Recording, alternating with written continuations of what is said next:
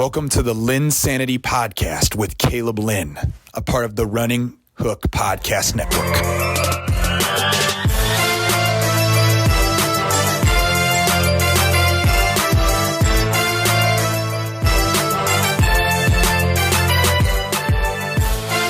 Hello, welcome to the LynnSanity Podcast on the Running Hook Podcast Network, and it has been a while since the LynnSanity's put out an episode, and that's just because there are a lot of ideas that we are thinking about for this particular podcast. But to start off, I needed to get in our newest podcast team in Ryan, Gregory, and Devin, Voss. Yes, a new podcast on the Running Hook Network, and I am beyond pumped to have both of them on, and we are going to discuss the top college football teams this season. We're going to look at the sporting news poll that just came out recently about where teams stand, and we're going to break down teams in the state as well, and I am very much looking forward to this. And so, Ryan, this is your first time on the pod, and I'll tell you, for people that have been listening into the Running Hook Podcast Network, I know he's done something with Alex, but he's terrific at what he does. He's going to give us some great breakdown, and Ryan, I am very pumped to have you on the LynnSanity Podcast. I appreciate you, buddy. I'm excited to be here. And I got none other than Devin, Voss's ugly self, back on the pod. Voss has been on a couple of division recaps, I'll tell you, he does know some college football. There's no doubt about it. I can't discredit him for that. I can discredit his hair, but I can't discredit the fact that he knows what he's talking about. So, Voss, it's a privilege to have you on once again. Oh, thanks for the introduction, man. It's an honor to be on here. Yeah, look, I cannot wait to get this thing going. I cannot wait to get into this discussion. So I just want to get right into it. And we're going to start off with focusing on some teams in the state of Indiana. And the first team that I want to start looking at here is Indiana University. Look, with Indiana, there's a lot of talent that's coming up.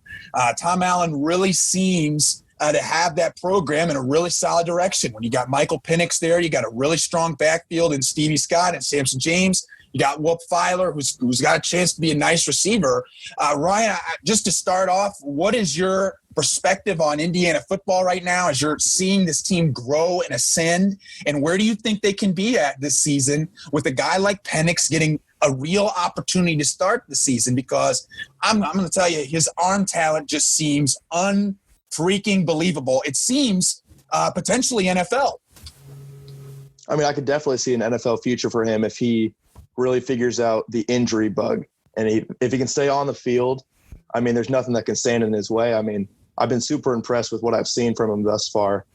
And IU as a whole, I mean, what they're doing with their recruiting so far has blown me away. It's not something I thought I'd see in my lifetime with Indiana when it came to football. I mean, it's the basketball school, right? But sure, here they are getting it figured out. I mean, last season to go 8-5 and compete with some teams in the Big Ten East was beyond impressive for me. I mean, to keep it within a score of Penn State was truly incredible for me. And I see some good things for them this year. I mean, they gotten out of conference with UConn, who's like hardly a football team anymore.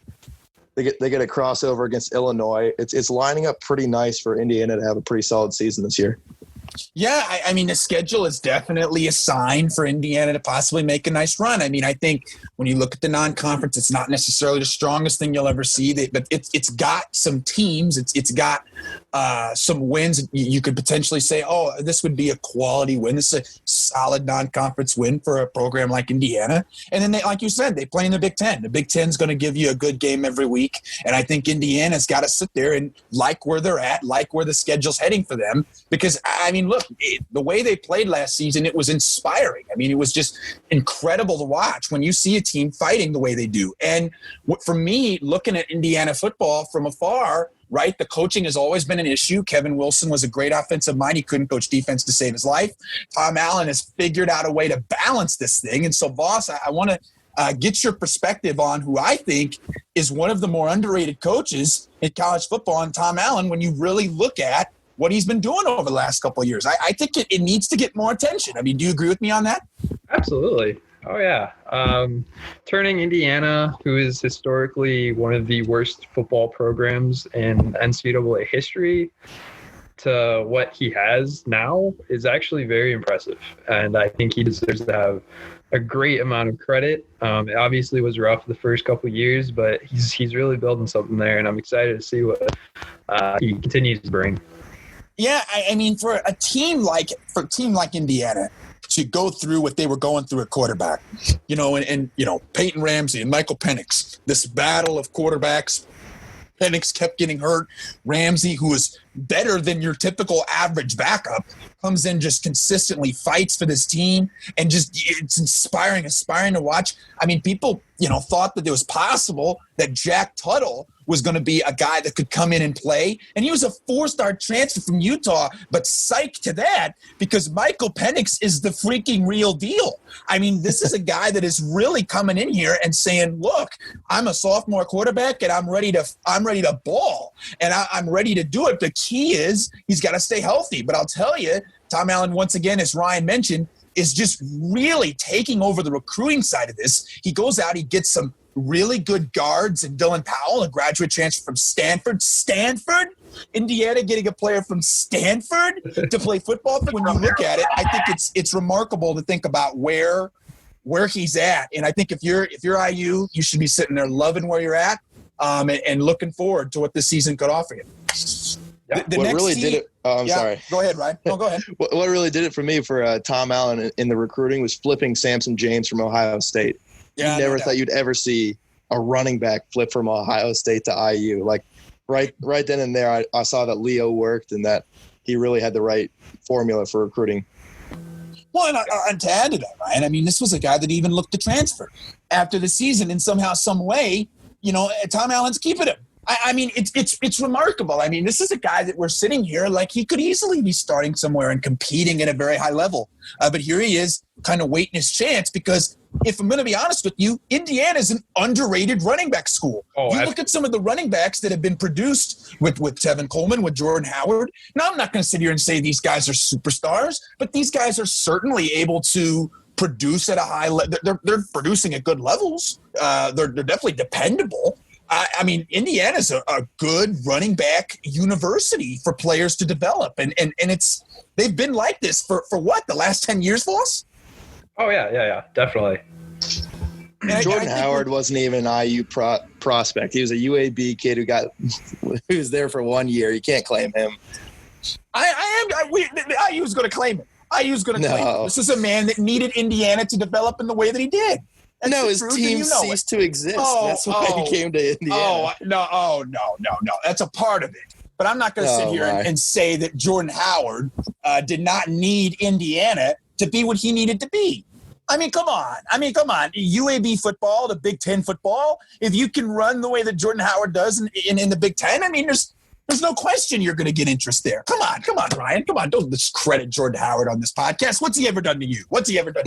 No, I'm not discrediting Jordan Howard. I'm not giving IU props for raising him as a running back. He came there, developed, had a good season, and then went pro. Well, look. You can look at UAB all you want and give them credit, but I'm going to be honest with you. I think the Big Ten is 10 times the competition's 10 times better than UAB, Greg. And I'm going to tell you right now, I just think that's just ridiculous. Listen, the next. Go ahead. We can't have CUSA slander on this podcast. That's not what we're going to do. Okay. All right.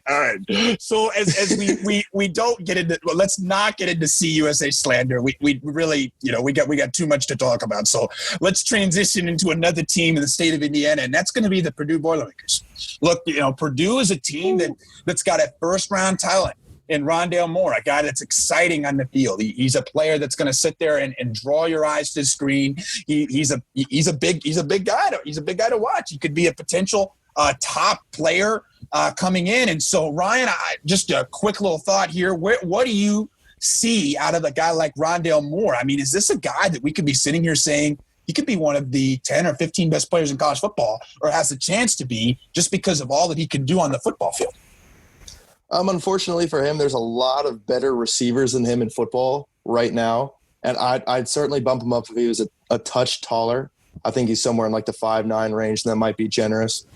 But he's certainly going to work his way into being in the first round, second round conversation this coming draft, just based simply off of his playmaking as a freshman. Even if he's 3/4 as good as he was then this coming season, I feel like teams are still not going to be able to pass up on that big play home run thing. They want the next Tyreek Hill. That's what everyone's looking for. And Rondale Moore is starting to fit that mold of he's more of a slot guy, but still can hit those home runs like you want in these modern NFL offenses. Well, and Ryan, to add to that, I mean, look, you got Henry Ruggs, okay, getting taken from Oakland at a very high pick. I mean, the talent levels, but the talent levels there, but it goes into the fact that speed is going to attract NFL teams. It just is. And a guy Absolutely. Like Rondale Moore's got a chance to really, obviously, look like Flash out there on the field. I mean, that man can absolutely fly. And so, Devin, they also are going to have another piece as well with Rondale Moore and David Bell. Now, Ryan, I want your thoughts on him as well. I know you've done some high school coverage with David Bell. Voss, what is the talent level for a guy like Bell right now? What can Purdue fans expect out of him coming in healthy for this season? Well, as a true freshman, there's nothing more you can ask for than a 1,000-yard season. I mean, that by itself is impressive. But I think there's a lot to look forward to him. He's a difference maker on the field. He's just paired with Rondale Moore. It's a great fit. It's a great fit. Ryan? I mean, I've been a big fan of Bell since he was a junior back at Warren Central. He's always had that big playmaking ability. He's taller. He's somewhere in the 6'1" range, which I like. His route running's so crisp. I knew day one in Purdue they're going to be drooling over this kid trying to get him involved, and that's exactly what they did, and it's paid off. And he's set up for this huge sophomore season, especially with Rondale being across from him. They're going to complement each other so well in that offense. Oh, well, without a doubt. And I'll tell you, I was just looking around Twitter, all right, when David Bell was looking at recruitment and looking at, possibly, pick a school.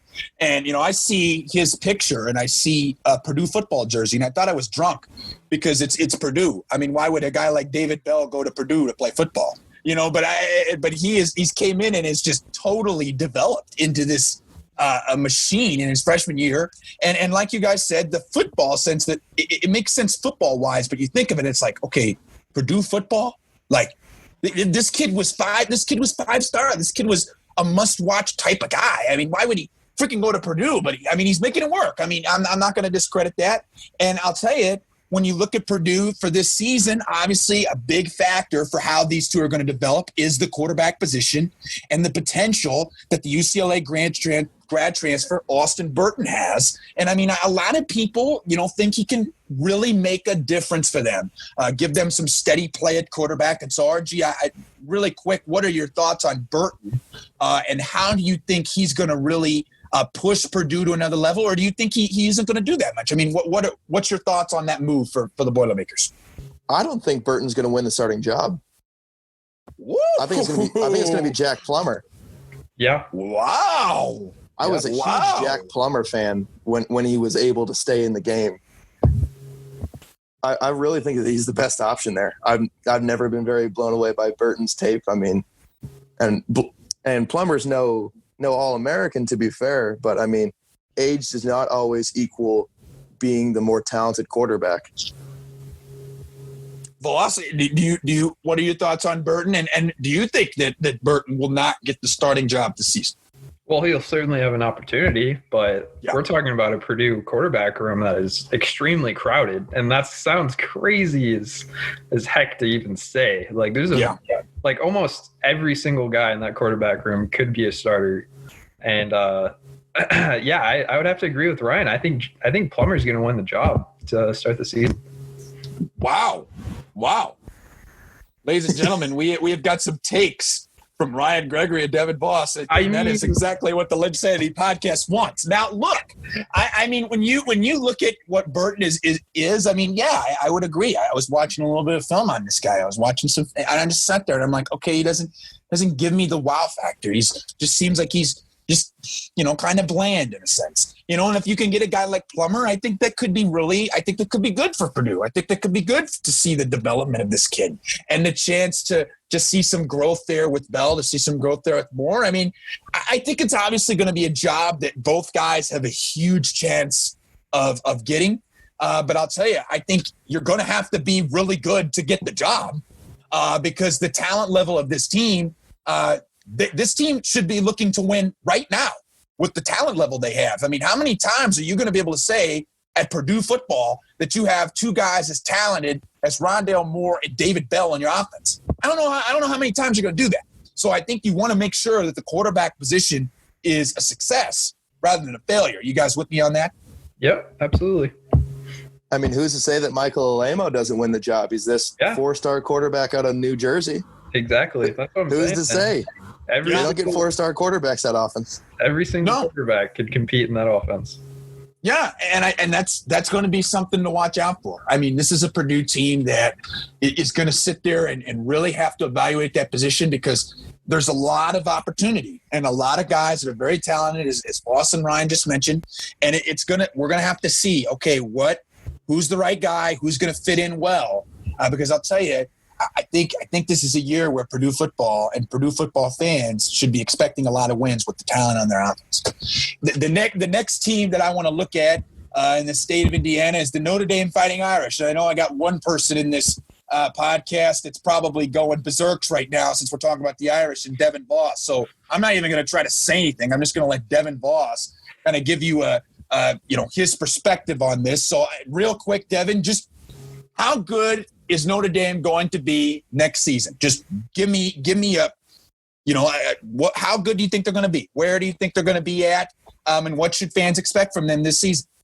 I would say probably 11-2 or 10-3, but they could be. I mean, they could go undefeated. Wow. Ooh. Percentage? How much are you betting on that, Voss? It would not. It would take a lot to go undefeated. I'm just saying that it is a possibility. Yeah. And I guess, Voss, I think the other big factor with Notre Dame obviously is, how good can Ian Book be this season? I mean, how much of a value is he going to be?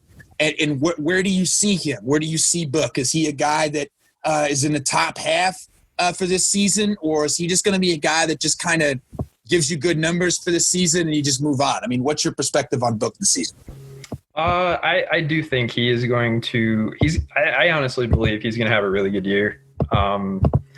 Book, he comes in his sophomore year. Yes. Yeah, he comes in his sophomore year, lights stuff up, and then he comes back this year. It was okay. Obviously, you can't complain with the record that we ended up having. Sorry, Notre Dame. I do think with the upgraded wide receiver weapons, I think with the upgraded running back core, I feel, and honestly, the O-line, I do think Ian Book is going to have a really good year. A lot of people are rating him pretty high, top 25 player, and I'd say he probably fits about that range. So we'll see what happens. He's very accurate passer. He doesn't make a whole bunch of mistakes. He can let that thing fly. He can run the ball. He can do pretty much anything you ask him. He's just got to be positioned right. RG, what's your thoughts on Book? I mean, he's been so up and down. There have been times where he looks like he's a pro-ready quarterback as a midway through a sophomore season guy. There have been times he looks lost against Duke.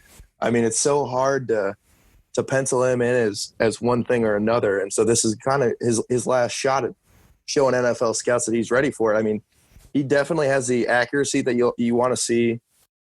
My worry is about his decision-making going forward, but I mean, there's a year to do it. It's now. Yeah. I mean, without a doubt. I mean, this is a guy that needs to come in and say, look, I'm that dude. And I'm going to come in and I'm going to take a good season. I'm going to put Notre Dame on my back right now. And I'm going to come in, I'm going to kick some butt. And I'm going to put myself in the top tier of the conversation, just like I did in 2018. Okay. But you can't come in here and talk about the first half of last season where it just really felt like it just wasn't ever clicking for him. To me, I would really consider that a significant disappointment when you look at the fact that Book was, leading this team to the playoffs. They had a great team around him. I understand that, but they got to the playoffs, and you're sitting there and you're just seeing this this drop off that I think would be a little concerning to me. And I also think, Voss, looking at it from where I'm at, you got no Claypool and you got no Cole Kmet. How confident should Notre Dame feel with the weapons that they have for Ian Book next season, knowing that those two guys are gone, and those two guys were very solid players? Yeah, that's a fair point. They brought in a grad student. What's his name? Ben Skowronek. Yeah, Skowronek. Yeah, I worked out with him back in the day. Yeah, Fort Wayne, Indiana. Yep, Homestead too. He came in from Northwestern, and I think he's going to make an instant impact on the offense. As far as the wide receiver spot, it's honestly a big question mark. There's a bunch of unproven guys on this roster that have a lot to show. There's a bunch of seniors, one single senior. All the rest are underclassmen. So I think that's something that's going to have to play out. You're completely correct. It's going to be something different. And I think Brian Kelly is really going to have to figure out that spot, because this year could be a rough spot. It could be really good. No one really knows. Ryan? I think as far as the passing game goes, Notre Dame kind of always seems to figure it out when it comes to targets. They recruit well enough that you're going to find one or two guys that are going to step up.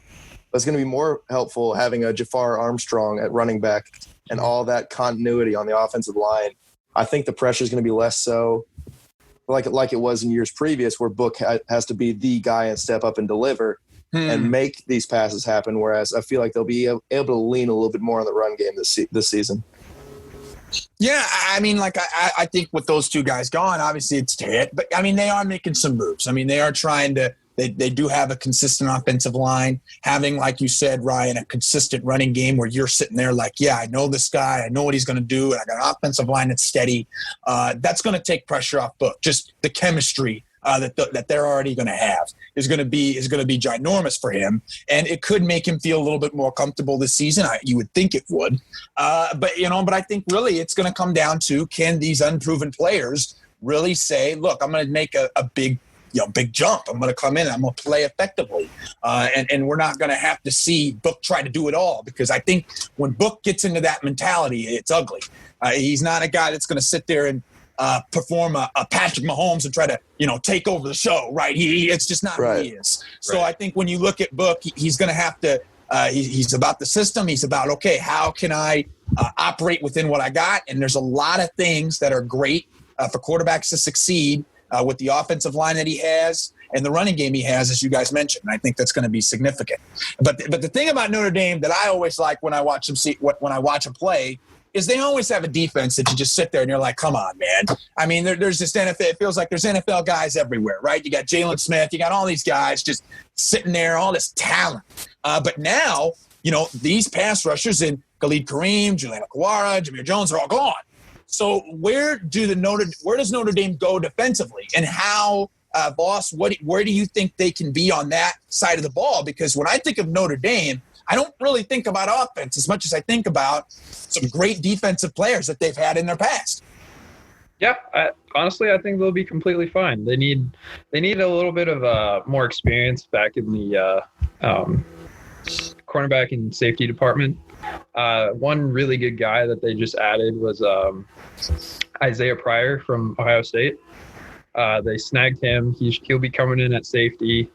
As far as the D-line goes, I mean, you still got Dalen Hayes out there. The linebacking core, pretty stiff.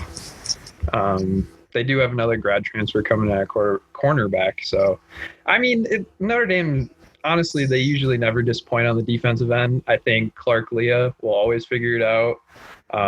And that's just kind of how Notre Dame is.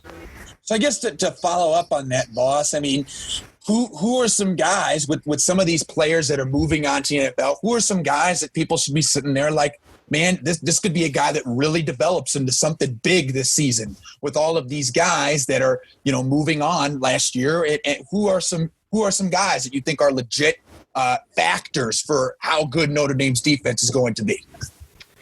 Yeah, that's a great question. That's a tough question.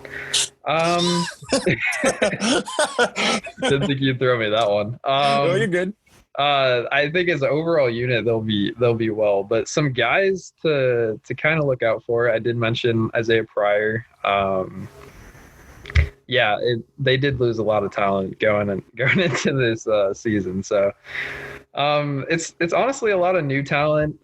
Dalen Hayes will be someone to definitely look for. He's probably the most experienced pass rusher the team has. You got some new linebacking core coming in, and that's pretty much all I gotta say about that. Yeah, RG, from your perspective, what should we look for from the Notre Dame defense? I mean, Devin talked about it. There's definitely some talent that is lost. But what do you think that we could see maybe even differently, or maybe there is a player that we could sit there and say, man, we're undervaluing him. We're undervaluing him as a player. We're undervaluing the potential impact that he could have on their defense this season. Who are some guys like that that people should keep an eye on? I think there's one specifically that we need to keep an eye on regardless of season when it comes to Notre Dame, and that's that rover position. I think you guys remember back when Drew Tranquill held that down and he was getting national awards, worked his way into being a draft pick when a year previous, before he filled in the rover, he probably would have gone undrafted. So it's such a huge position for Notre Dame. And this year they have Jeremiah Owusu-Koramoah coming back for it. And last year, 80 total tackles, 13.5 for loss, 5.5 sacks. Oh, no, that's just their total defense. But Owusu-Koramoah is one of those guys I feel like is going to be a difference maker. Obviously, those weren't his stats. That was the overall ones. I was looking at the wrong thing. But regardless, the dude looks like a beast in time that he got last season, and the rover position is always paramount for Notre Dame. Mm-hmm. And so he's going to be the one to watch. Oh, I was going to say also keep an eye on Tagovailoa. Sorry, Myron Tagovailoa on the D-line. I mean, going and just adding to your guys' points, I mean, when you think of Notre Dame, I think I always sit there and say, all right, who's the stud linebacker, right, and who's the stud D lineman? I feel like you're just almost guaranteed two of those guys when you think about Notre Dame. And so I think, the key for them, honestly, is where are they going to go with all this talent that's lost? Who is going to say, you know what, I'm going to come in from just being a talented player to being a significant difference maker. And the offensive side of the ball is in the exact same situation. It comes down to, okay, I have Book, I have an offensive line, I have a good running back, all right, but I need some guys that are going to come in and really give me some legit numbers, because this is a Notre Dame team and really a program that has this reputation of winning. Okay, they don't like complacency, all right? This is not a team that you sit there and should be okay with the 500 record. I mean, maybe even with what Voss said, I mean, you could argue that an 11-3 is a disappointment for a Notre Dame program that's just traditionally they want to succeed. They want to dominate their competition. And so I think the huge factor in that is going to be how in the world are they going to get some guys that are going to be must watch on that offense so that Ian Book isn't sitting there trying to be Patrick Mahomes, because we've seen that episode and it's horrible. It's trash. And I just want to go puke all the time when I see a guy like Ian Book try to be all cute and act like he's just this unbelievable quarterback when in reality, he's just a decent quarterback. I don't want to talk about the fact that Ian Book is this ridiculously great guy. Okay. When I look at college football media, that's all I see. All right. And breaking freaking news. Ian Book is not a player that you can sit there and talk about at this elite high level. I mean, come on, people. Give me a break. Give me a break. Let's talk about some legitimate quarterbacks. Ian Book is, I'm not sitting there and saying, oh, he's must-watch TV. I mean, give me a break. Come on. Bro, you need like a Snickers or something, man. Be quiet. I am hungry, but be quiet. I don't need a Snickers right now. All right. I'll give you a quick break. I need to apply an asterisk. Those were Owusu-Koramoah's stats. I backed off it because they seemed too high, but he had 80 tackles and 5.5 sacks last year, and 13.5 tackles for loss. Oh my goodness! So I was right. Watch him. Yeah. I mean, those stats are beastly.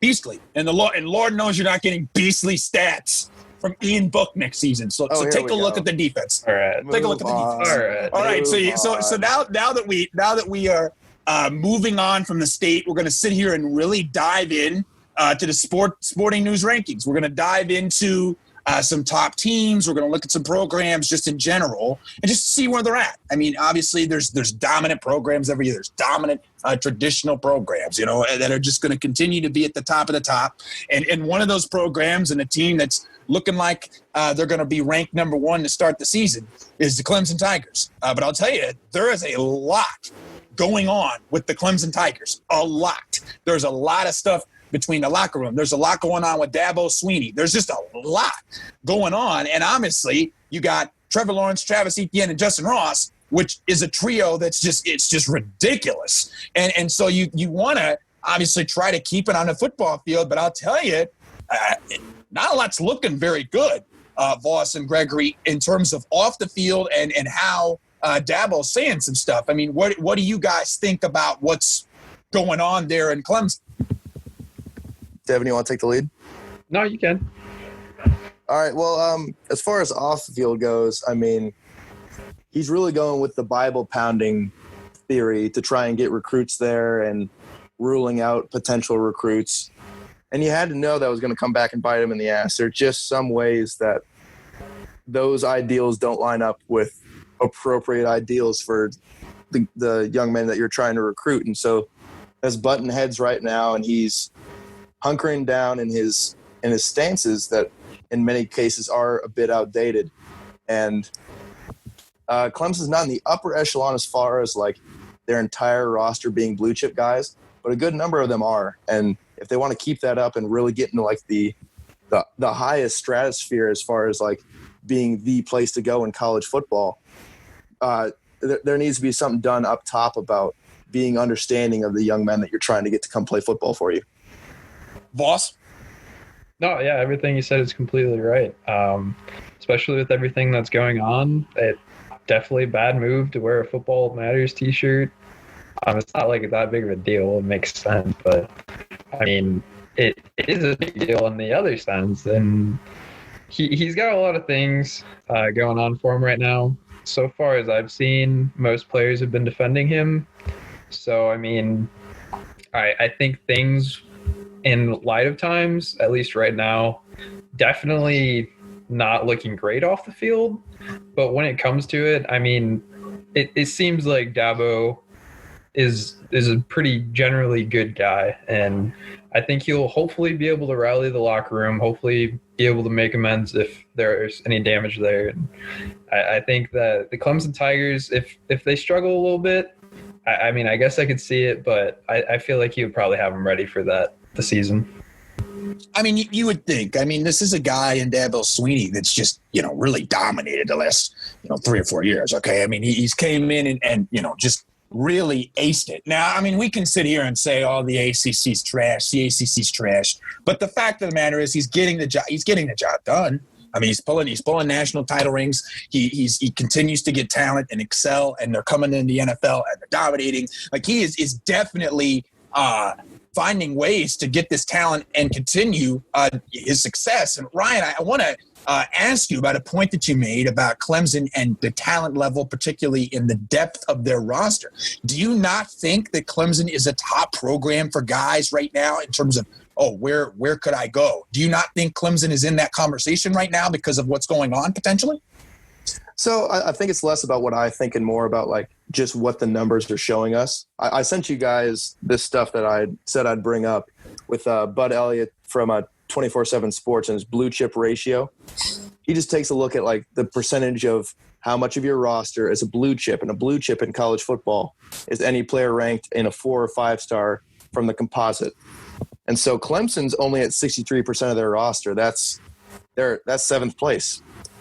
So from the view of the college football playoff, they should be on the outside looking in all the time. But Dabo and that staff really knows how to develop, and I think that's what's going to make their percentage climb year in and year out, because guys see that if you go to Clemson, you become a good pro. That's just kind of point A plus B equals C, and guys are starting to figure that out.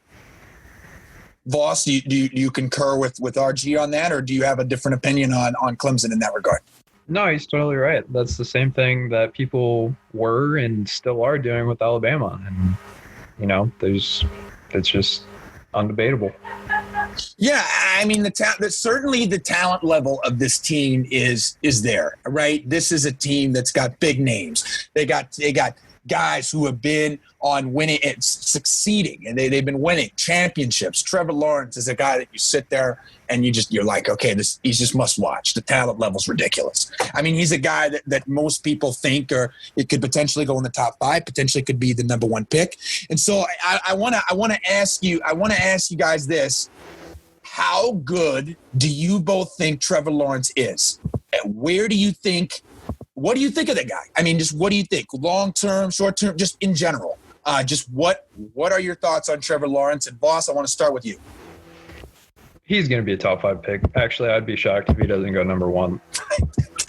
I felt like ever since he came in as a freshman, this dude was already a certified number 1 pick, and I don't think that's going to change. He's got everything you want, everything the scouts drool over. He's got the height, he has the hands, he has the accuracy, he has the arm talent. He even has some freaking wheels, man. He's everything. He's everything. Ryan? Trevor Lawrence is going to be one of the best quarterbacks, period, to play football. Woo! That, my friends, is a hot take. Steam it out of the oven.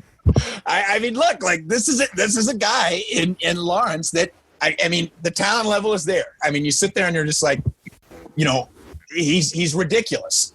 But for me, I'm like, okay, I want to appreciate how good he is, right? And I'm trying to not overhype my expectations so that I'm not underwhelmed, because I mean, this player, his expectations are through the roof. I mean, the way we're talking about him, Ryan and Voss, I mean, we have got high-level expectations for this dude. Now, I think the expectations are valid. I think they're fair. He's done nothing but give us and indicate to us that he's going to be a top-notch superstar-level quarterback, right? But it just, for me, it's like, okay, how can I just appreciate what he's got? Because the talent level of this man is just simply remarkable. He just knows how to get it done, and you know that the guy is somebody that can just put the team on his back and just go for it.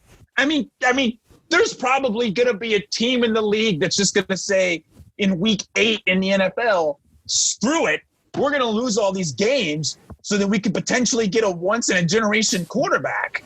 Because this is a guy that you just sit there and you're just enamored by. I mean, for me, I'm enamored by the talent. And it's a credit to him, and it's a credit to the coaching staff that they have, and it's also a credit to the talent that he has around him. And to be honest, I don't think that the talent that he has around him gets enough credit. I think we sit there and diminish how good the player actually is because of how good and how high we think of Trevor Lawrence.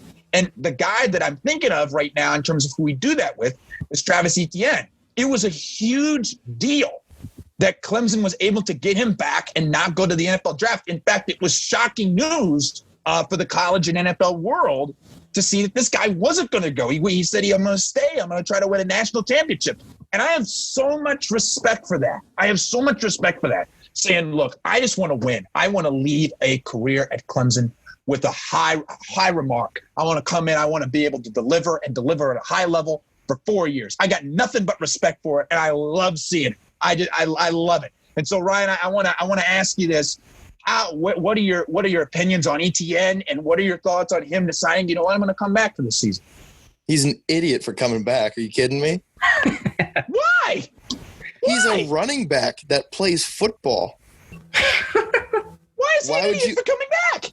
Why would you not go cash out, spend your 4 years making your rookie minimum and try and flex it into money, even though you probably won't, to come back and win a championship when you already have one? Because he's not okay with just having one. So you know what scouts are going to say about him now? They're going to be like, a lot of tread on those tires. They're going to say, oh, he's an old guy. He's already kind of past his prime. Is it worth spending a draft pick on him? He's going to slip. It'll be like a third-day guy.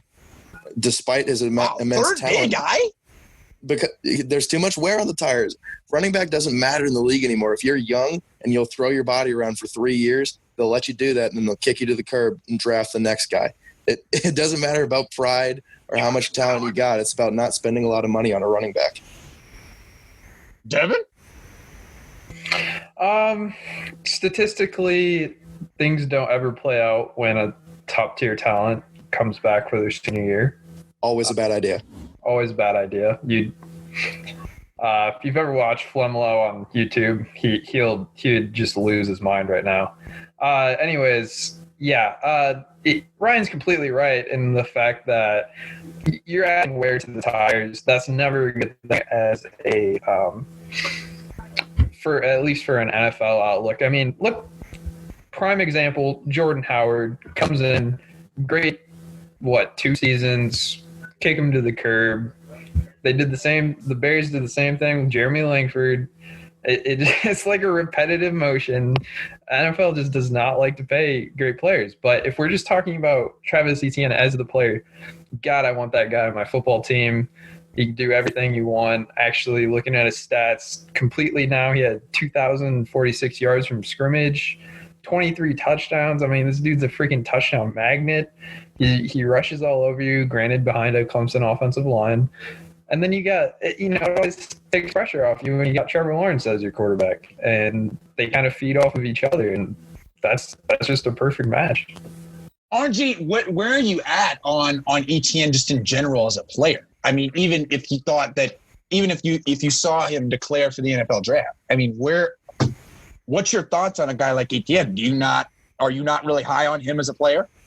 Oh, no, he's a fantastic player. Don't get me wrong. I think his vision of the field and his ability to utilize, while they aren't like lightning quick jump cuts and things of that nature, they're used so efficiently. He's just efficient is the best word for him. He's going to give you the best bang for your buck every time he touches the ball, but he's not that home run threat necessarily. He's just a very smart, efficient player, and I respect that a lot. It makes him an elite college player, and it's going to make him a very solid pro when he goes to the next level. And Ryan, to add on to your point about draft stock, I think the tricky part for a guy like this is that, yes, there's going to be wear on the tires, right? But how much is I don't know. I guess I want to ask you guys this as well. How big do you think the drop-off could have been for a guy like him to actually go this year instead of going next year, instead of going to the NFL next year? How big is that drop-off going to be, regardless of the success that he could potentially have? I mean, do you think that this is a guy that we're going to sit there and talk about in the first couple of days? Because if I would argue that I think I wouldn't sit here and say Travis Etienne was first-round material, right? But I would sit here and say that he was probably, late second round, maybe. And I think that's about what he could potentially be, right? Am I crazy to think that? No, I agree. Yeah. So I guess my point is I think if you're a guy like him and you're looking at what his skill set is, it's not like we're talking about like a freak like Leonard Fournette, right? We're talking about a guy that's just, he's a solid running back. He's got a decent build, right? He's got a lot of talent. But I don't really think the draft stock is going to go significantly up like Ryan was just pointing out. I mean, running backs are definitely a position that people are just kind of running to the ground, even though it's an exciting position. It's an exciting position to watch. They are kind of getting ran to the ground. And so I understand where he's coming from. But I also sit there and think to myself, okay, this is a player in ETN that I think it really didn't hurt him as much in the sense of his draft stock and the potential of how that. I think to me, he's a second round player. He's going to be a guy that's going to be around that. And I think he would have been that last year. I think it would have been really tough for him to get in the first round. I think it was a struggle for any running back to potentially be first round picks. And so for me, like, I don't know. I think it was the right move. I understand where you guys are coming from on the idea of him returning, but for me, I'm a big fan of it. I respect the crap out of it because he wants to succeed in college, and I don't blame the kid. I mean, I don't blame him. I mean, we can sit there and we can talk about this backfield. You could argue it's one of the best, if not the best in college football. But the other factor of this team is they lost T. Higgins to the draft, and this was a really talented wide receiver. I mean, where do you see Clemson moving forward at wide receiver? I mean, where do you see this? Where do you see that going? I mean, next man up, Amari Rodgers is a dog. I see Frank Larson as being a potential threat if he steps up this coming season. I mean, it's just going to be, let's filter in some more of our blue chip guys that we have at wide receiver. I'm not terribly worried about it because they have an elite once-in-a-generation quarterback throwing to them. So as long as their route running is crisp and they don't drop most of their passes, then I'm not too worried about the receiving core at Clemson. Voss? Yeah, good quarterbacks make their wide receivers better. And Clemson has been a recruiting machine for I don't even know how long now. And I think they'll be fine. I mean, they even got a 4-star wide receiver coming in this year. I don't know. I'm just saying, like, I don't see it being an issue either. Yeah, I mean, look, with Ross's injury, that was an air ball on my part. I don't know where my brain was at that point. But that's obviously a big loss. That's significant. I mean, this is a guy that we're sitting here talking elite level talent, and the potential of him actually being, available to play in the future is even in question. I mean, this was a guy that's really, it could be a really big battle for him. And so you like Ryan said, there is a next man up to it. Amari Rodgers has shown that he's a capable talent. And when you look at Clemson, I mean, the talent, like you said, the talent just keeps producing there. But you just wonder, okay, is he really going to step into that window that you want? Is he going to step into being a guy that is going to come in and really show, okay, he's a top dog? And I think that's the key for Amari. I mean, it just is. I mean, can he give you these number one numbers? The talent certainly says he can, but is he going to do it? You got a quarterback in Lawrence that certainly is able to deliver top tier numbers, but how good is Ross going to be? That's a big. Not Ross, Rodgers. That's going to be a big question. For the defense, meanwhile, they're going to sit there and really have to, retool it once again. They're going to have to sit there and look at, okay, where am I going to go? Isaiah Simmons is gone, right? They're losing some big players. So where should people feel about this defense that people are always looking at as top tier in college, Ryan? I mean, as long as Brent Venables is there, I have faith in the Clemson defense. And, they have the blue chip guys there. Tyler Davis is back. He's an all ACC defensive tackle. He's going to be next in the long line of Clemson D linemen that are going to be high draft picks. They picked up 2 5-stars this year in Miles Murphy and Brian Brees. I mean, it's just reload and get back at it for that defense. I mean, Venables is such a savant when it comes to blitzing, stunts, coverages, all of this. I mean, it's really hard to doubt Clemson on defense regardless of any kind of turnover they have. Voss? I'm going to say one thing. Since 2017, offensive points allowed by Clemson, number 1 in the country, 396 points in 3 years. That's all I got to say. That's really all we need to say. That's pretty much all we need to say. I don't even feel like I should go deeper into that. I just think it shows you that Clemson's a talented defense and they're going to continue it. And if you look at this team and you think the offense is certainly going to be able to keep up their success, this is a team we're going to sit here and say it's top. It's in the top tier in college football. And we're going to sit there looking at this team in a very, possibly in the playoffs, looking very good about where they're going to be at this next season. The next factor, in my opinion, when it comes to how we decide the season for me is Alabama. This is a team that I sit there and I'm like, okay, a lot of talent gone, but obviously as we continue to go into, these teams reload like nobody's business, right? They nail these guys. So Ryan, I just want your perspective on this. What do you think of Alabama this season? They're going to look at a different quarterback. So what are we going to see out of Alabama this season that maybe we haven't really seen in the past? We should, for all the Bama haters, we should selfishly hope that they keep Bryce Young on the bench this year and they start Mac Jones at quarterback. Because Mac Jones is a clown in a crimson uniform, and he is not as good as all the hype that he's getting. Whereas Bryce Young is a prolific talent with some of the craziest arm strength I've seen. And he makes things happen with his feet with Mac Jones definitely does not do. And I feel like it'd be an extremely Bama thing to bury him just because of the Mac Jones hype right now, which would be perfect because Bryce Young is going to be a hell of a problem for the SEC and the rest of the nation once he finally gets his chance.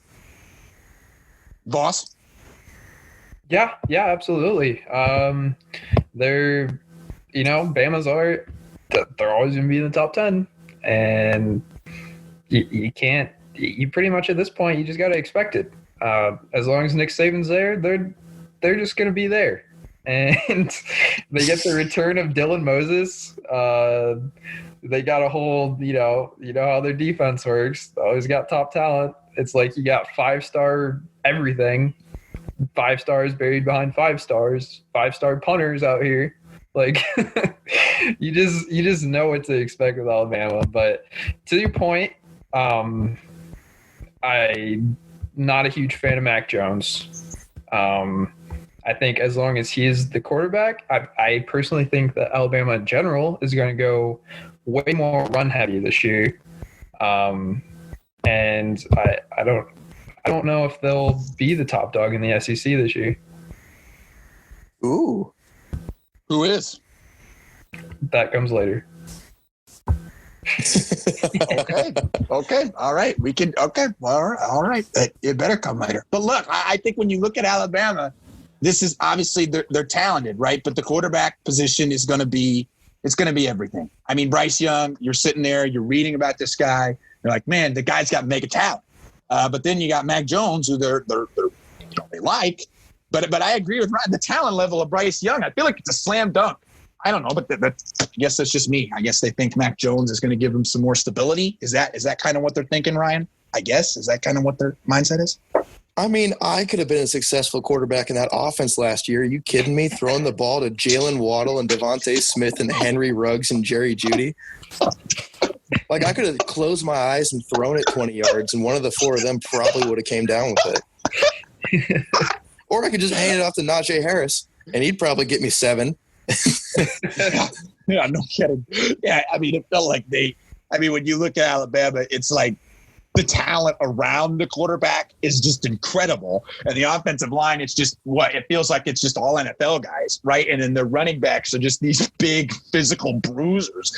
And I think what I really want to get at where Devin was going with the running game, because I think Najee Harris is a guy that is talented as they come, I think. I'm a big fan.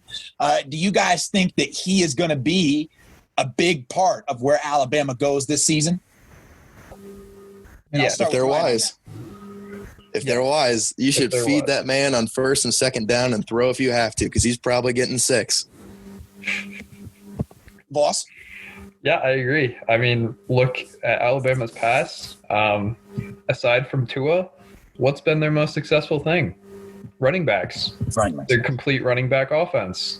Full just run blast every single time on the field. And with Najee Harris, you have that ability. So in a way, and when it comes down to like winning football games, you're going to need that quarterback to make those plays. Yeah. Even then, if you have Najee Harris, I mean, if you're up 40 by halftime, you're fine. But we'll see if Bama can do that this year. Okay, random thought. I'm just curious. Give me a 1 to 10 on how stupid I am. Najee Harris 10. is an underrated Heisman candidate. Well, no, he's in the mix. Oh, yeah, he's definitely in the mix. Because you certainly – I mean, like, I agree. I mean, the role – it feels like the role's going to be there, right? I mean, it feels like the guy's going to have some mega talent. But I agree. I think if they really run the ball, I mean, it feels like this guy just – every time I ever watch Alabama play and they just hand him the ball, they're never losing yards. I'm going to tell you that. I mean, they're gaining pretty much anything, right? And so I think he could be a big factor, and he could be a big factor in really how the season ends up. Because I think, I don't know, he's a guy I consider maybe a Heisman candidate. I don't know if that's crazy. I don't know if that's stupid, but I could kind of see it. And it'll be interesting to see where they go. If they go with Mac, you would think they would go a run-heavy offense. With Bryce Young, I still think they would run But the talent's there. You would hope that they would potentially let it fly a little bit because you got Devontae Smith and you got Jalen Waddle. So it's not like that's just ridiculous to say, all right, Jerry Jeudy and Henry Ruggs go to the NFL. I'll have Devontae Smith and Jalen Waddle. Are you kidding me? Are you kidding? Unbelievable. What are your thoughts on this duo of Smith and Waddle for this season, Ryan? I mean, it's just a light version of last year. Those two are going to step them into the roles left by their NFL predecessors, and I hope for as a pure college football fan and not someone that hates Bama that they start Bryce Young and they air it out with those two because they could have some crazy numbers just like they did with Tua in his heyday. Voss? Yeah, I mean, Ryan just keeps saying it perfectly, so I feel like my role just keeps getting diminished. But hey, sorry, man, I'm just so talented. you got a great point. I mean, if you choose Bryce Young, air that shit out, man. And if you choose Mac Jones, run heavy, go play action. You got the talent for it. So yeah, without a question. I mean, this is a team that, we sit there offensively, they're always going to have the weapons, and defensively, it always feels like they got NFL guys everywhere. I mean, to tell you the truth, it's pretty insane. I just feel like every time I watch Alabama play, I just see NFL. Like I see college athletes, but I feel like they all should be in the NFL. They're just physical freaks, right? And I think when you see this team play, their offense is going to put up points. Their defense is they're traditionally just ridiculous. I mean, and you got Dylan Moses deciding to return, which is going to be very, very interesting. And I don't know. I think with Alabama, it's going to be interesting to see where that defense is. Because is it fair to say that the defense last year was not as good as they would have liked it, Ryan? It's always so hard to say that because like Bama's consistently so good, but that secondary was just not. You put it best. That secondary was not where it should have been, and they got torched by some teams that were better. They could throw the ball around, and there definitely needs to be some improvements there. Yeah, I mean, and look, they're going to lose. They're going to lose McKinney. They lost McKinney. I mean, they definitely. There's players that they're obviously going to have to sit there and say, okay, I gotta be better, right? And when it's Alabama, like you guys said, I'm not going to bet against Nick Saban and his ability to get players to be really good. I'm just not. So I think for me, it's more of just, all right, last year was okay, but it's like for me, it's just tough to bet against Saban and the way that he can get his guys ready on a weekly basis. Is that stupid of me to think that, Voss, that I just feel like it's Nick Saban and I'm going to put the money that he's going to figure out that to make that defense exactly what they want it to be? Oh, absolutely. I will note that the Alabama's biggest threat always has been a really great quarterback. But Nick Saban, you're always going to put a bet on him. I mean, it has to take some extremely good quarterbacks to beat that Alabama defense. Yeah, without a doubt. And I'll tell you, when you really think about the quarterback position, it is going to be deep this year. And I mean, I think all of us would probably say that Alabama is a team that is going to be contending for a playoff spot. Is that crazy? I mean, can we all agree on that? Yep. Well, yeah. Okay. So I mean, when we look at Alabama, they're going to have to face probably some top tier quarterbacks, and it just leaves me into another guy that, in my opinion, is a top tier quarterback in Justin Fields. I mean, this is a guy that is just. He's fantastic. Heisman Trophy finalist. This is a dude that I think is got a chance to be legit this season. I'm a fan of what this guy can do, man, and I'm a fan of what he could be this year. Is it crazy, to say that I think he could win the Heisman? Is that crazy? And I'll start with Voss on that. Oh, no, absolutely not. No, he clearly showed that he's one of the best quarterbacks in the nation last year. What a great proving ground, by the way. 3,000 plus yards, 41 touchdowns, 3 interceptions. That's like a big middle finger to old Jake Fromm over there in Georgia. He's just got a great passing ability. I'm going to say it again. Georgia was stupid for ever letting this man go.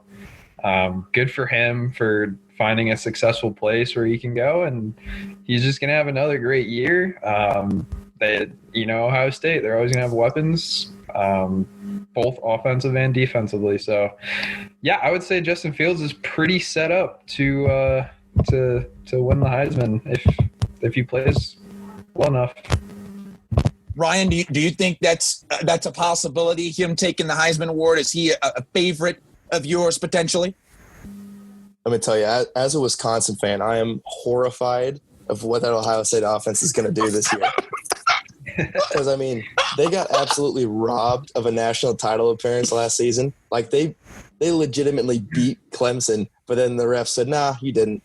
And so they're coming back pissed, and that three-headed monster of Fields, Chris Olave at receiver, and the Oklahoma transfer Trey Sermon running the ball. Ohio State's going to drop 70 on everyone without any remorse, and I'm truly terrified. Justin Fields is going to throw for like 400 yards a game and rush for about 90.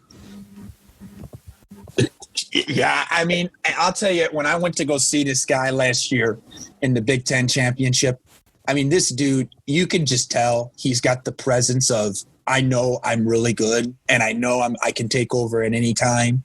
And, there's some guy, there's athletes that kind of walk around and try to be like that, but you just know they're not.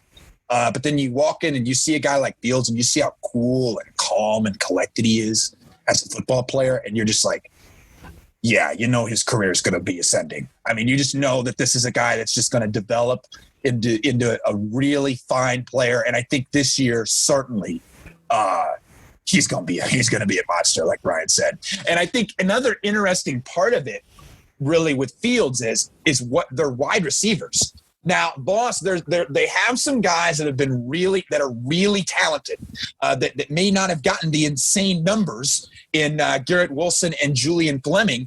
So, Voss, what should I expect from these two top 5-star type guys? Exciting top tier recruits this season. What should I be expecting? Because I mean, these two guys, when you look at the high school film, I watched a little bit of it. When you look at the high school film, the talent's mega for both of those guys. Yeah. Well, when you got Justin Fields as your quarterback, you're pretty much set. But yeah, no, you're right. I mean, I think they should play fine. They got Justin Fields. Biggest thing you got to do, I mean, is create separation, and I think they're capable of that. So, I think it'll, come out as fun. And Ryan, real quick, I wanted to ask your perspective on this. With a guy like Olave, is he an underrated guy in terms of top wide receivers in the league, or not in the league, but in college football? Or is it just one of those things where it's like, okay, he's got talented quarterbacks, so it might make him look better? Because this is a guy I just sit there, I'm like, this is a good player. There's Olave's a good player. Do you feel the same way as I do on him? No, I think he has the clout that he deserves. I think he's being touted as, without a question, the best receiver in the Big Ten, and is up there nationally. If the SEC didn't exist, he'd be up there for like the Blitnikoff as far as like being the best receiver in college football.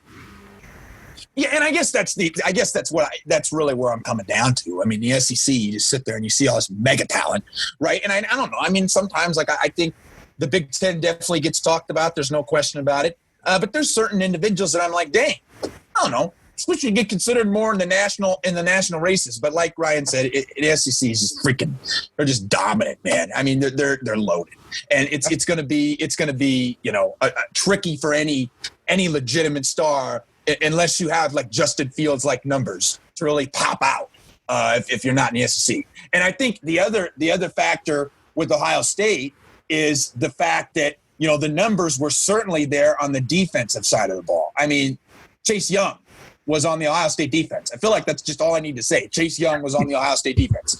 I mean, this guy was a monster, and he went to the NFL, and you can't blame him. I mean, look, he got picked to Washington. He got picked in the top 5. I mean, you knew it was coming, right? But now it's okay. How can I I had Bosa's, right? I had Nick, I had Joey, and then I just had Chase Young.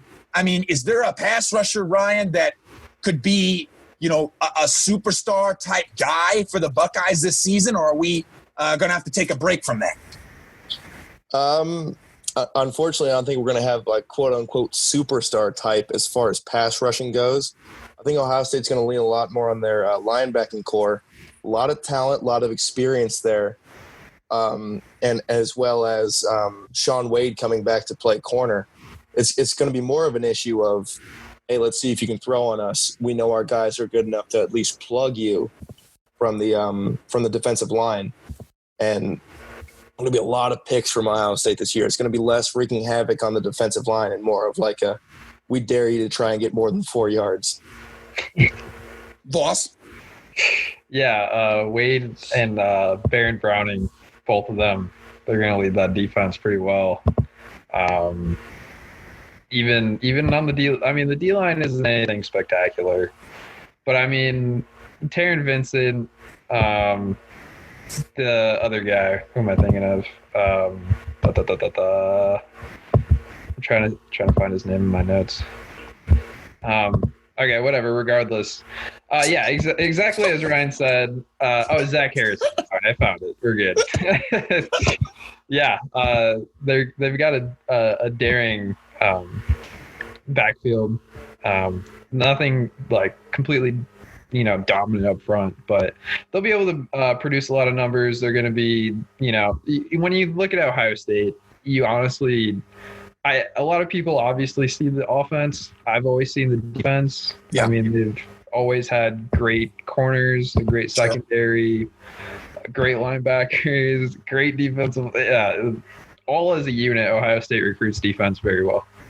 Yeah, no doubt about it. And I feel like, especially for me, but look, I've had some brain farts today. So Ryan Gregory is really he's kind of putting me on my back right now. As long as he held me straight. We all have our days. We all have our days, Voss. We had the mistake. Life goes on, but the conversation's been good. I hope you continue to enjoy our discussions. The next big team that I feel like we got to get into in terms of top tier programs is the Georgia Bulldogs.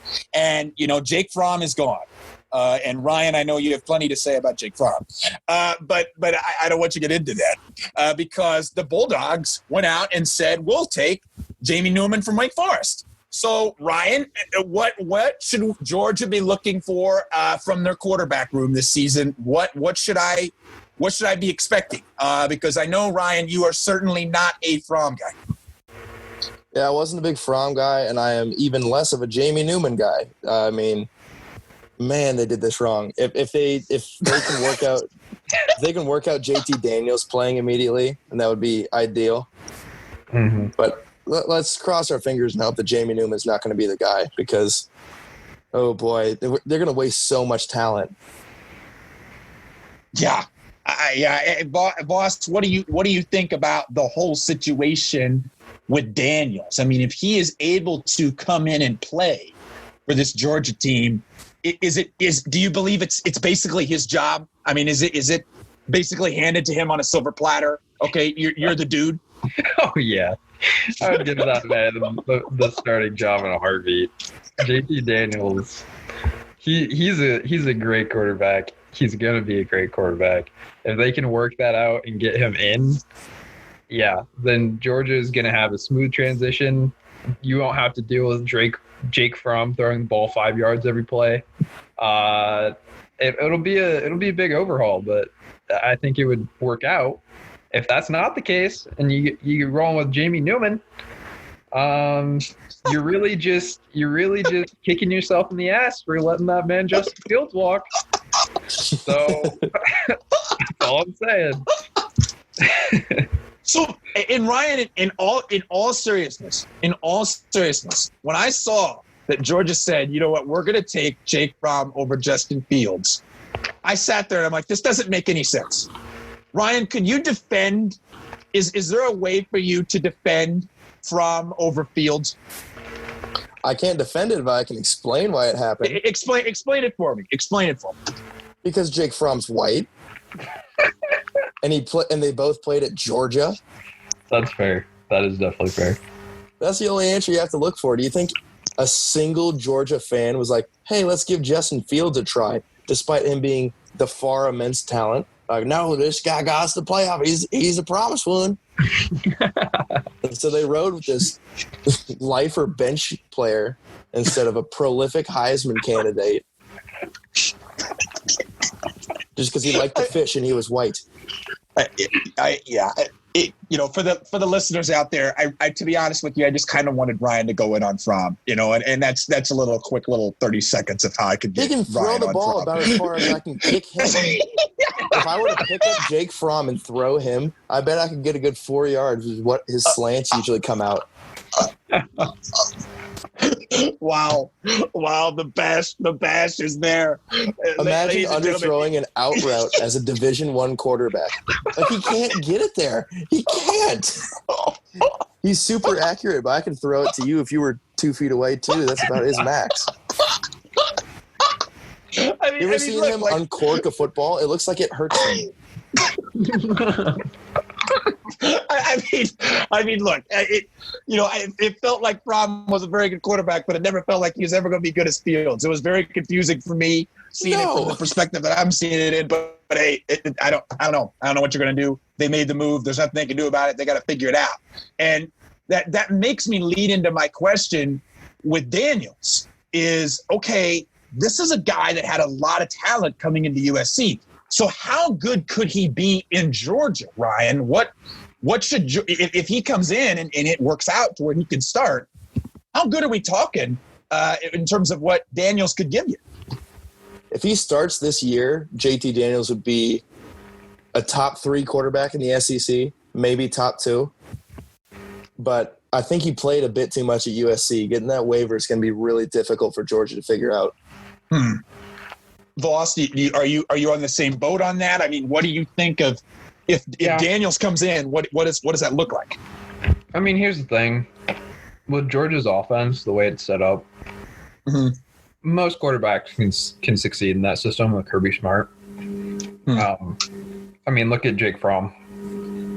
He has a very good record, but Ryan might have something to say about that. Yeah, Ryan might. He won games because he had an incredible team around him. I wouldn't say Jake Fromm was directly responsible. You are totally correct, and that's the point. Is no matter what, quarterbacks that go to Georgia are just going to be set up because you're going to have the O-line, you're going to have a really good running back. Yes, you are. You're going to have wide receiver talent. So even if you throw the ball 5 yards down the field, somebody's going to bust off for 80. Anyways, the whole point is, I do think JT Daniels would be a very good impact on the Georgia roster. I'd like to see from the year he did play in 2018, I'd like to see his accuracy kind of improve a bit. He had some bad decision making. Right. And I mean, he has the talent. He was one of the most touted recruits coming into USC. So I would trust Kirby Smart to turn that around. But if they have to use him as a senior, that's gonna be a different story. How good is Kirby Smart as a coach, in your opinion, Voss? I think he's a very good coach. He just had Jake Fromm for 2-3 years. Ryan? He's not a game winner. He's not a great in-game thing. He should definitely check down to his coordinators in-game. Recruiting knocks the lights out. Just an incredible recruiter. Yeah, because I sit there, I'm like, man. I mean, it feels like this man just continues to recruit and recruit and recruit, right? But coaching-wise, like, I feel like he's good, right? But, like, with the talent around him, like, you would think that, and I understand that Bama and Clemson are just, ridiculous. They've been ridiculous for the last couple of years. But I don't know. Is it stupid to think that I feel like Kirby Smart should potentially have a national championship as a head football coach about now, or at least to where it just doesn't feel like it doesn't really feel like they I don't know. Is that crazy? Is that crazy for me, Ryan? No. They've been pulling top 5, even number 1 classes for years and years in a row now. They should be. They should have a national title. They came close to having a national title, and then Tua came in. And we all know that story. Oh, and then Jalen Hurts came in the next year. We all know that story. So, moral of the story, don't face Alabama. Yeah, I guess not. I guess not, because it's definitely something that with Georgia, the talent is there. The running game has always been a huge thing for them. And I think really when you look at Georgia, this is a team that's going to be right in the top 5. They just are. They're as talented as they've ever been. They're going to develop, and if they find a way to get Daniels, they're going to be a team that's going to stick around the top, and that's going to be a big factor for where they're going to go for this next season. But I feel like, though, when I look at the SEC, I'm like, okay, I got Alabama, I got Georgia. Of course, these are the Blue Bloods. But I'm forgetting about the national champion in LSU, right? I mean, this is a team that is going to lose a significant amount of stuff, right? Burr, gone. They got a lot of weapons, gone. Clyde Edwards-Helaire, gone. So what should Ryan – I would assume their talent level, it's just not as good as it has been in terms of especially last year. But what should I think of LSU? I mean, where are they still in that elite level conversation for this season? LSU is such a unique question to me when it comes to seeing if they can get back to the playoff, because on offense, they have the best receiver in college football in Jamar Chase. And on defense, they have the best cornerback in college football in Stingley, Derek Stingley Jr. And so – and they're elite blue blood recruiters, and so they have depth, but it's just question marks at those positions you really need, that edge rusher, that interior offensive line, and, of course, quarterback. Yeah. With them, that make you kind of take that step back and wonder, can LSU really run this back when they have the depth that you need to get there, but not necessarily the elite playmakers at the 2 most important position, quarterback and edge rusher? Yeah. Yeah, I mean that's a big factor there. Voss, are you with him on that? Are you with RG on that? Yeah, most specifically quarterback. I mean, I absolutely adored the entire story of LSU last year. It was probably like one of the best. All right, Voss, get in a room. Come on, get in a room. No, not like that. Get in a room, Voss. Come on. We're talking about Coach O. We're talking about Coach O. You should kiss him. He's a great, I don't even. I'm not even gonna do the impression. But all right, regroup. All right, and also, all right, regroup. But come on, Voss. All seriousness, no, just in general. I mean, the Joe Burrow redemption story, the hometown coach taking his team finally to the national championship. It's not that much of, I'm not talking about that story, but just the story of LSU finally finding their way back to the top, because, they were consistently one of the best schools, and then they got hit with the quarterback bug.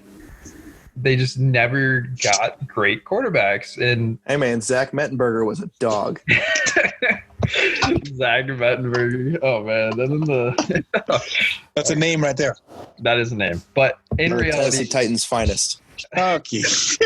All right, come on. In reality, quarterback position, again, another question mark for LSU coming back into this year.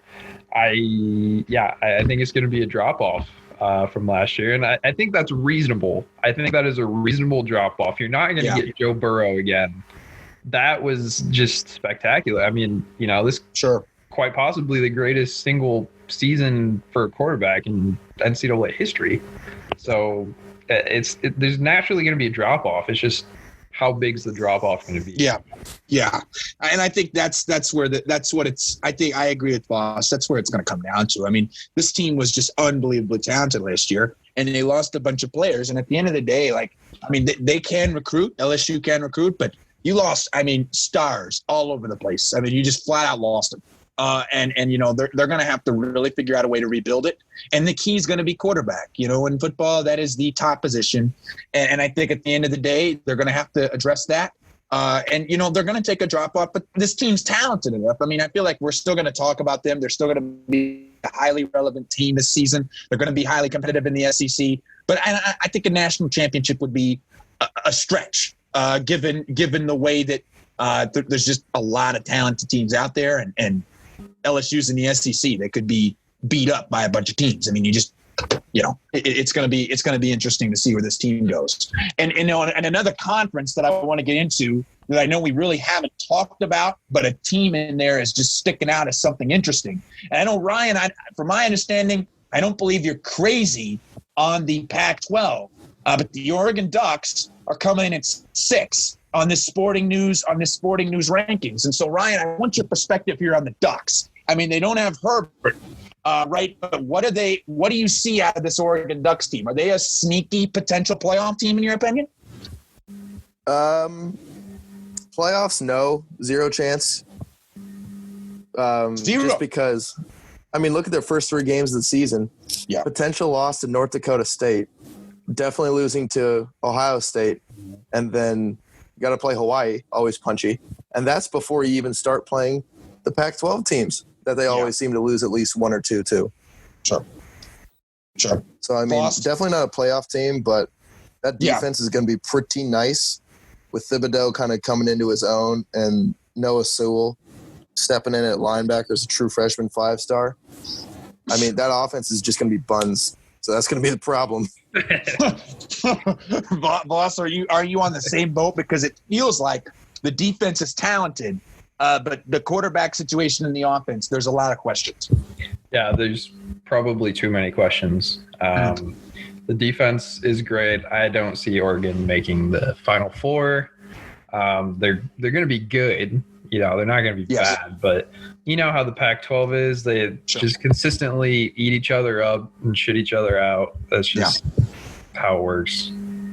Yeah. I mean, I think it seems like they always slip up. But it feels like one of those things where, they're the talent. It feels like the talent on the defensive side of the ball is definitely there. But like you guys said, there are questions on the offensive side, and it just makes me wonder, are they going to be able to overcome that?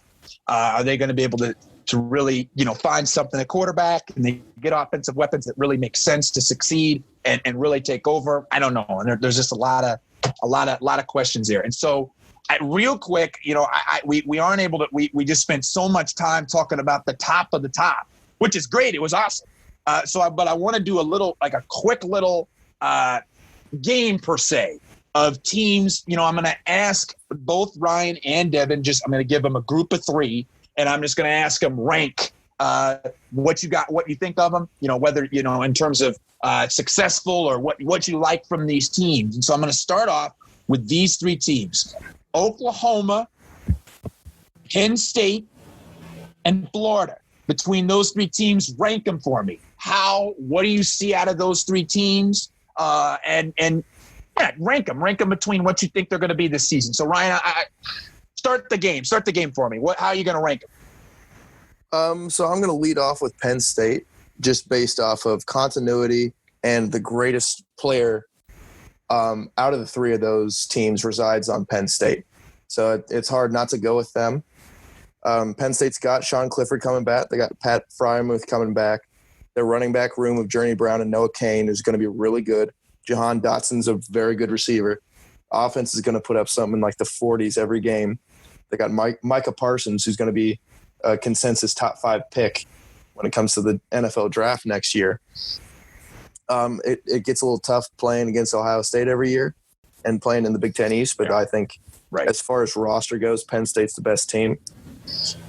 Ooh, between Oklahoma and Florida, this is a toughie. I'm going to have to go with Florida just because Oklahoma's still waiting on their quote-unquote proven quarterback. I think the Spencer Rattler era is going to be a fun one, but we don't know what he's going to be per se yet. We haven't had a good look at him.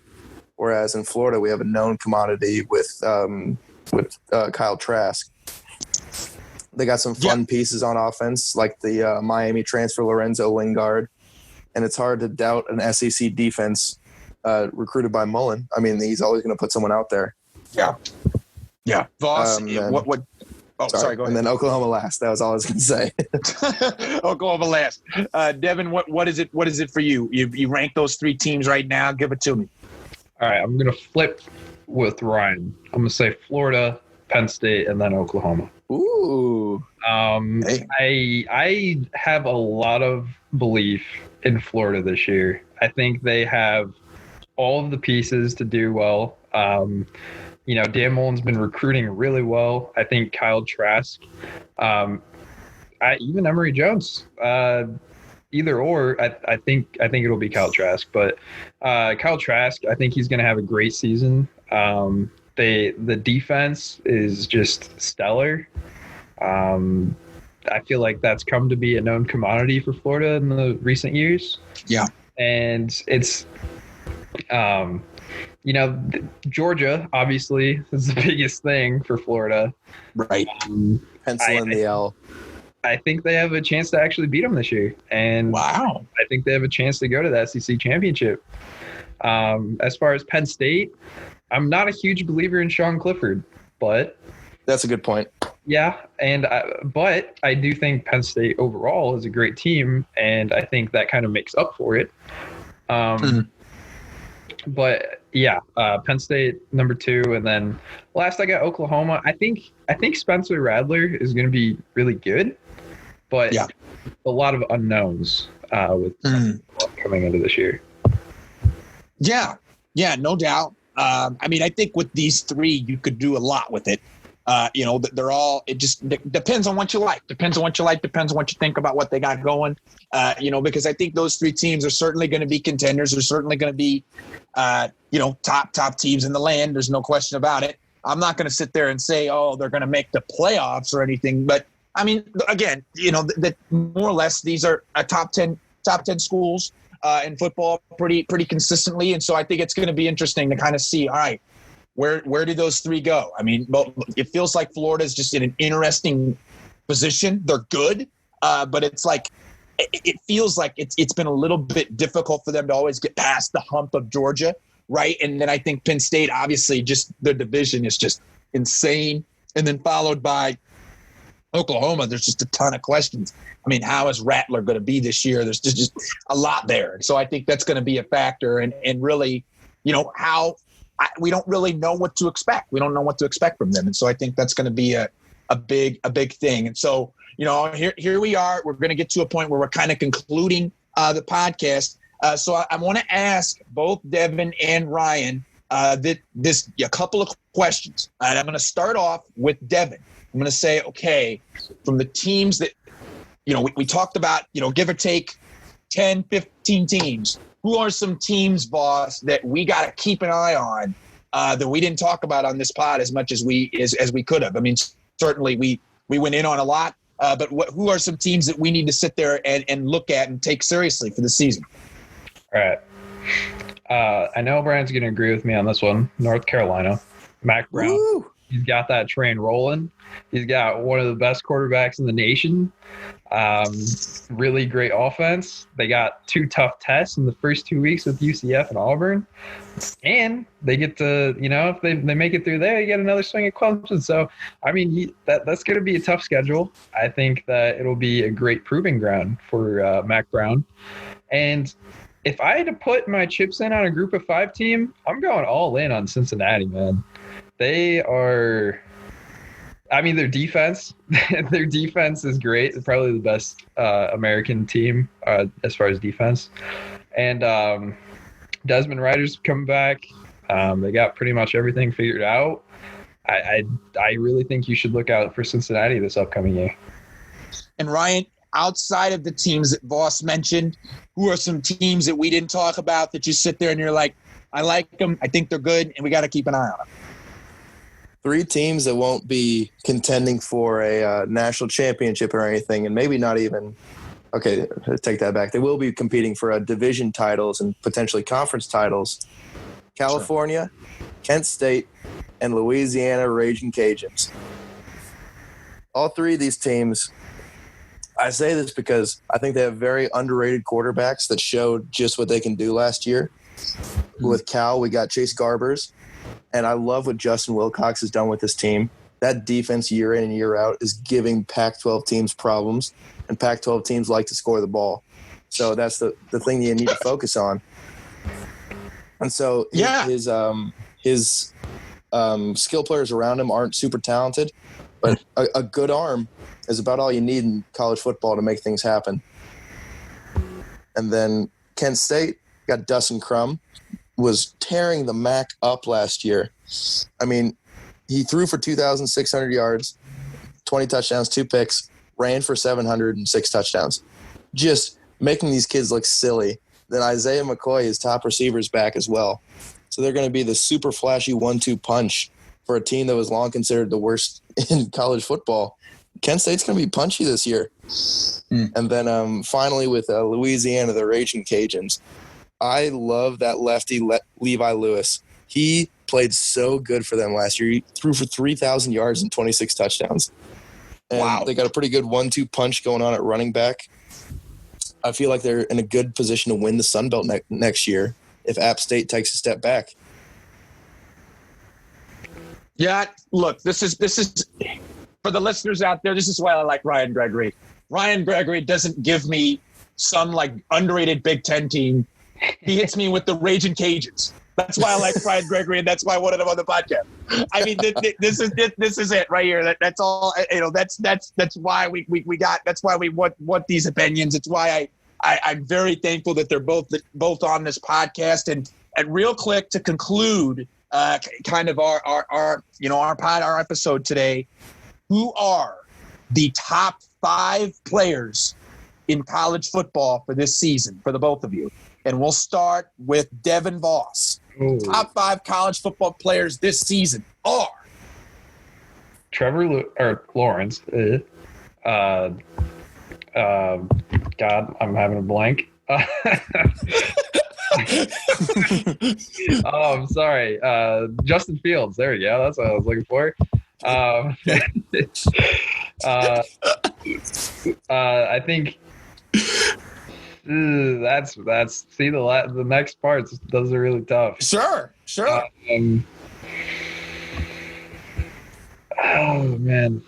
Do you need me to get back to you on that and give it to Ryan? Possibly Sam Howell. And then I'll give some wide receiver credit over there at LSU. And I don't know. That's hard. That's hard. It's hard. Yeah, it's hard. And I'm throwing it at you. But you wouldn't. Undisputable. First two, undisputable. Yeah. But you're on the LynnSanity podcast, Voss. You got to understand. I'm going to throw something at you. I'm not going to give it to you like a 60-mile-per-hour changeup. I'm going to throw a freaking heater at you. You got to decide how you're going to swing at it. So, yeah. Gregory, what is it for you? Top five players. Give it to me.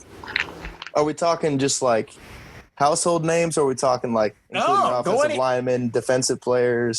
Go. Just give me overall top 5 players. Just make it simple. All right. So, like Devin said, 1A, 1B is Trevor Lawrence, Justin Fields. You can interchange that as much as you like, but those two are some of the most polarizing athletes that are playing football right now. Yeah. And then obviously we have to give credit to Jamar Chase. Showed us last year what he's capable of. The fact that he was only a sophomore was cheating. As I mentioned earlier, Micah Parsons, the linebacker / might get moved up to edge this year, defensive player from Penn State. He's going to be a consensus top 5 pick, no doubt. And then a little homage to my past life as an offensive lineman out of Oregon, Penei Sewell. He's going to be a top 5 pick. He's nice call. Crazy. I mean, he already won an Outland as a sophomore, and he's coming back as a junior. He's just going to destroy things for Oregon this year. Yeah, look, this was unbelievable discussion. Tune into these guys, man. Tune into these guys. They're on the Running Hook Podcast Network. They're going to nerd out. They're going to geek out on college football. Join in on it. These two are great guys to listen to. I great pleasure in having them on today. And really, just keep an eye on what they have coming. I know they have one more thing with Alex Burr, a rewatchable. So check that out. And then sooner rather than later, you guys are going to put out your first episode, correct? Yes, sir. Yeah, so keep an eye on it. It will come through the Running Hook Podcast Network feed, and just keep looking for it, because these two guys are great at what they do. They're great at breaking down the game, as shown on this podcast. It was terrific. It was terrific discussion. It was an honor for me to have them on. And look, for the LynnSanity podcast and where we're going to go from here, we're going to get into some COVID discussion. We're going to get into we're going to step out of the breakdown of a division or breakdown of college football season, right? We're going to start looking at, okay, how is this season affecting sports? How is it doing it?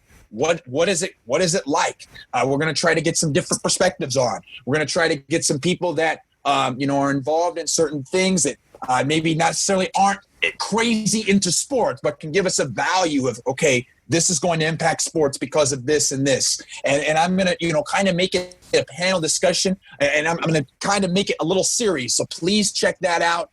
We have Alex Burr's podcast, The Running Hook, which is always good. And we have Zach Griffith and his movie podcast where he went 3 hours with Batman Begins. I mean, that man needs to just get a room on Batman Begins, but you can just check it out. It's available. You and your rooms. It's good. It's good. It's good. He gives great breakdowns on his movies. Definitely check it out because I'm telling you, the Running Hook Podcast Network is making moves, and the next move is Ryan Gregory and Devin Voss doing their podcast, and I cannot wait to hear them break down on it, and I can't thank them enough for joining me on this podcast. So Ryan, Devin, thank you very much for your insight. It was great to have you on. I appreciate it, man. Thank you, man. I guarantee we'll nerd out in the future. Absolutely. Yeah. without a doubt. I will see you guys all later. And like I said, check the feed.